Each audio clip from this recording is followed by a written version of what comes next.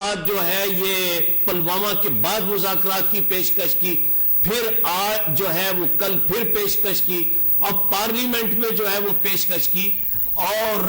بارہا جو ہے کی، لیکن اس زمانے میں پہلی جو حکومت تھی ان کے لوگوں نے جب کسی طرح کی اس معاملے میں قربت اختیار کی تو اس کو جو ہے وہ نشانہ تضحیک بنایا گیا، نشانہ تنقید بنایا گیا۔ تو میری مراد اس سے گزارش یہ ہے، اور آج بڑے ایکسپرٹس لوگ گفتگو کر رہے تھے، ان کا یہ کہنا تھا کہ اس وقت 1.5-2 مہینے رہ گئے ہیں الیکشن میں، کوئی بھی مذاکرات کے لیے اس وقت تیار نہیں ہوگا۔ ہمیں ایک بات پر فوکس کرنا چاہیے کہ ہم اس خطے میں امن چاہتے ہیں، مسئلہ کشمیر کا حل چاہتے ہیں۔ بالکل ٹھیک ہے جی، آپ کیا پوائنٹ آ گیا پروفیسر ظہیر صاحب، ہم اس خطے میں امن چاہتے ہیں، مسئلہ کشمیر کا حل چاہتے ہیں۔ یہ ایک ایسی براڈ ڈے لائٹ یا آپ کہہ سکتے ہیں کہ ایسی حقیقت ہے، روز روشن کی طرح عیاں ہے، اور پاکستان کا رویہ بھی سامنے ہے۔ مجھے تو ابھی تک کے جذبہ خیر سگالی کے حالات ہیں یا معاملات ہیں، اس کے تحت آپ کی ایکسپیکٹیشنز جو بھارت سے آپ وابستہ کر کے بھی بیٹھے ہوئے ہیں، اس بارے میں کچھ کومنٹس چاہیے کہ کیا اب کل جب بھارتی پائلٹ کو رہا کیا جا رہا ہوگا اس وقت بھارت کی طرف سے کیا رویہ آپ ایکسپیکٹ کرتے ہیں، کیا وہ آپ کو بیہیو کرے گا؟ سر بڑا اچھا آپ نے اس حوالے سے سوال پوچھا۔ اصل میں ایسے ہے کہ بھارت تو شروع سے ہی 1947 کے بعد ہی سٹارٹ سے پروپیگنڈے کرنے کا عادی ہے، اور وہ ہمیشہ سے پروپیگنڈا کرتا رہا، کبھی سرجیکل سٹرائک کے نام پر پروپیگنڈا کرتا ہے، کبھی کس نام پر پروپیگنڈا کرتا ہے، اور یہ ہمیشہ پاکستان کو ڈومینیٹ کرنے کی کوشش کرتا رہتا ہے۔ تو یہ جو ابھی پائلٹ کو رہا کرنے والی بات ہے، تو یہ پائلٹ کو وہ کبھی بھی یہ جس کو جذبہ خیر سگالی، کبھی بھی ہم کہتے ہیں کہ ہم جذبہ خیر سگالی کے تحت کر رہے ہیں، کیونکہ ہمارا دین بھی امن پسند دین ہے۔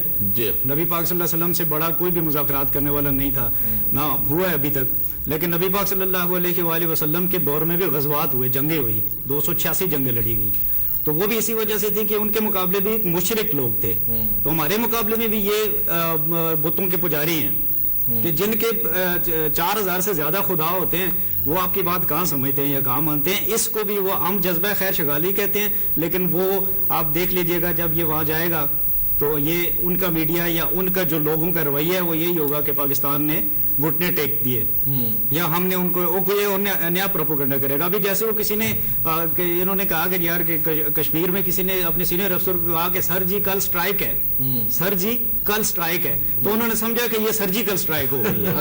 اس بات کو انہوں نے جو ہے نا سرجیکل سٹرائک کو سرجیکل سٹرائک بنا کے پیش کر دیا۔ اچھا، ابھی یہ کل امید کر رہے ہیں یہی بات کہ بھارت میں جائیں گے تو اس قسم کا پروپیگنڈا کیا جائے گا۔ اسی طرح نئے سرے سے ایک پروپیگنڈا ہوگا، سرجیکل سٹرائک والا، سرجیکل سٹرائک والا، اور یہ سرجیکل سٹرائک۔ اچھا، آپ مزید ایڈونچر ایکسپیکٹ کر رہے ہیں جی، مزید اس خیر سگالی کے جذبے کے باوجود؟ کیونکہ اس وقت جو اس نے ماحول کریٹ کیا ہوا ہے مودی سرکار نے،